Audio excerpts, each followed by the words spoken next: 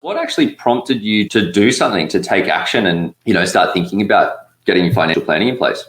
I'll let you take this one, Luke. Yeah. I've been thinking about it for a long time, to be honest. And we had many years ago, like over a decade ago, when we really didn't have any assets. But I knew I didn't know much. We'd actually gone and spoken to someone initially then, and they pretty much said to us, look, come back later. You're so early on in this journey.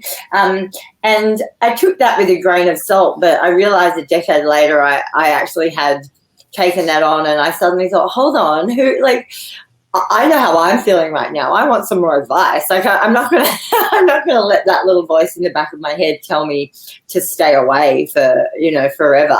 And I think I'd gone through a process of I was almost a bit obsessed with being on top of all of our finances, and I realised that was fueled by a sense of of a lack of certainty and not a deep enough knowledge of what the best thing for us was to do. And I think I tried relatively unsuccessfully to have conversations with Sean about some of this stuff.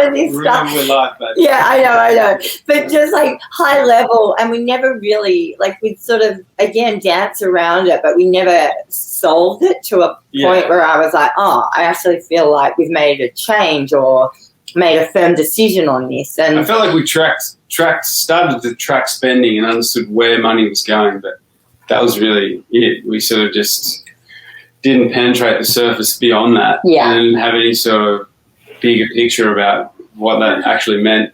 And that was obviously where you guys came in. And from my perspective, it was just one of those things. One day I was like, right, we have to do this. It's time. I'm not waiting any longer.